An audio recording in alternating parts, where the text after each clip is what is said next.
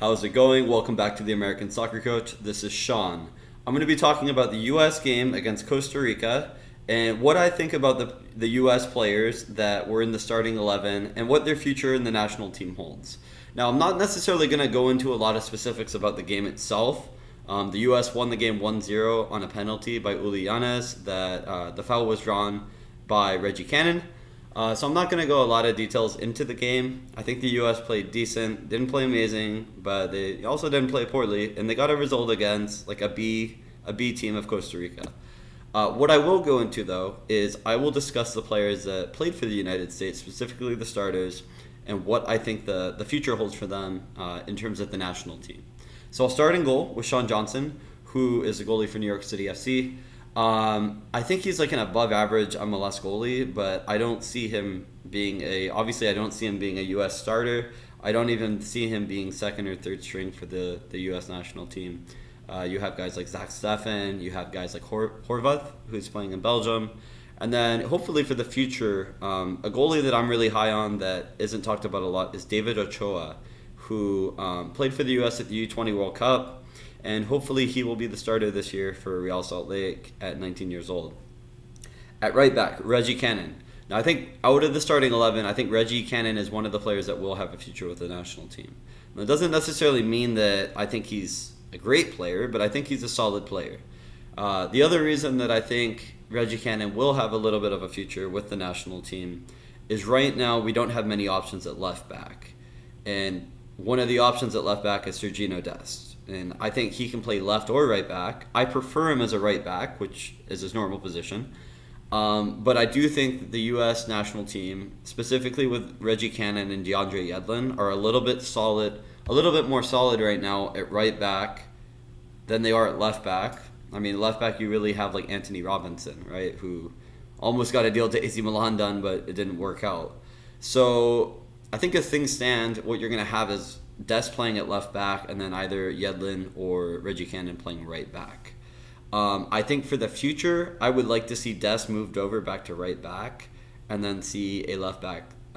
If we have Anthony Robinson playing at a high level, if guys like Chris Gloucester, who played at the U.S. For the U20 World Cup for the U.S., guys like Kobe Hernandez-Foster, who's only 17, but maybe 4 or 5 years down the line will be a very good player at left back for the national team.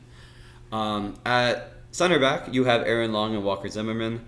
I think the reality is the national team pool at center back is very thin. Not necessarily thin, like they have players, but the talent level at center back is not very high.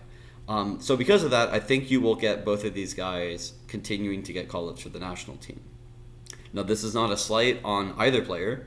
I think Aaron Long over his career has improved significantly. This is a guy that played in USL. This is a guy that came into MLS as a holding midfielder and transitioned into being a center back. So being able to go from that to being a national team center back that's been offered a deal at West Ham that the Red Bulls rejected is fantastic. I do think that hopefully we will have a player by the name of Chris Richards who played at the U20 World Cup. He's a player that I'm really hoping once he can make a breakthrough in the Bundesliga. He's currently at Bayern Munich playing for the reserve team. I hope that he will be a player that we could really depend on at the back for years to come because he's a younger player, very intelligent player. But regardless, I do think that these two players, Zimmerman and Long, will continue to get call-ups. At left back, you have Sam Vines. I really don't see much of a future for him just because at left back, you have Sergino Dest if he plays at left back. You have Chris Gloucester, who I would put ahead of him. And then you have Kobe Hernandez-Foster, who is young. He's only 17. But again, 4 years from now, I think he's going to project to be over a player of the caliber of Vines. In the midfield, you have Jackson Yueill, who was a holding midfielder. MLS wrote an article about Jackson Yueill being the Pirlo of San Jose, which, it's a clickbait article, and it's trying to get comments and people to click it. But obviously, it's just so silly. I mean, it's like saying that Conrad de la Fuente, who plays at FC Barcelona for the B team, is going to be the next Messi because he plays right wing and he plays for Barcelona. I really don't see much from Yueill. I mean, he's a decent player. He's a solid MLS player. But in terms of being a lock for the national team, I don't really see it.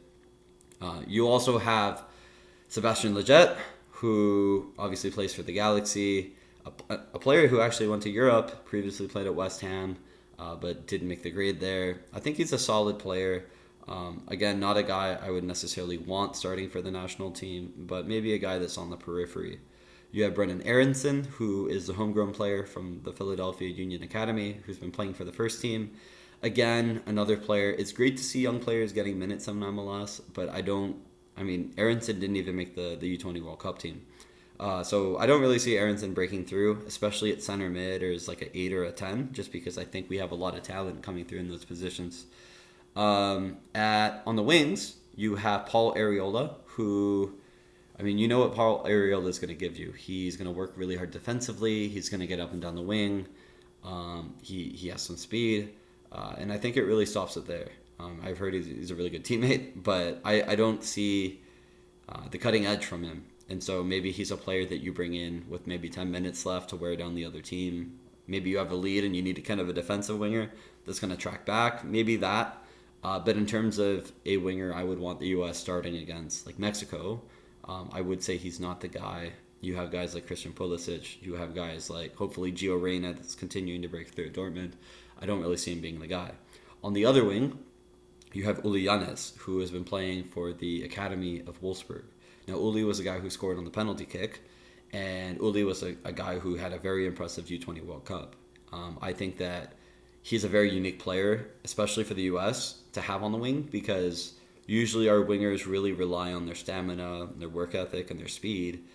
Uli is a very direct winger. He likes to go at people 1v1. He has a good left foot. He likes to cut in.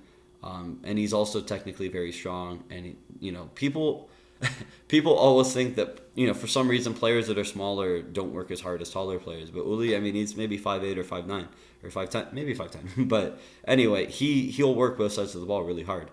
And I think he's a player that Wolfsburg are very excited about, and a player we're going to hear a lot from in terms of the future of the national team. I think he definitely is going to play a big role there. And on top of the likes of Pulisic, Gio Reyna, and players like that. And finally, you got Jesus Ferreira, who accepted his national team call-up and looks like he's going to decide to choose the U.S., which is great.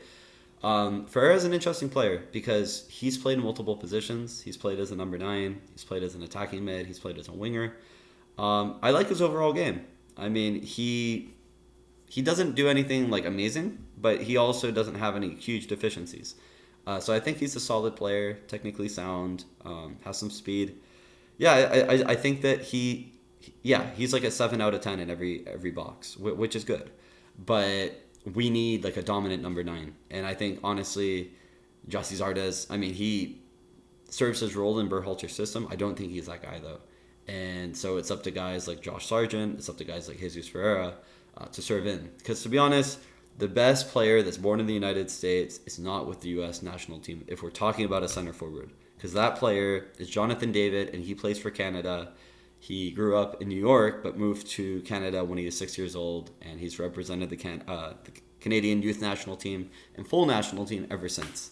And Todd Ramos actually tried to call him up previously, but David wanted to play for Canada. But if you look at him, he is actually the best striker right now that's actually born in the United States. Can't worry about it, though, because obviously we're not going to be capping him. Let me know what you guys think about in the video. Give me the player out of the 11 that I just named that you see having the biggest future for the national team. Thank you guys for watching.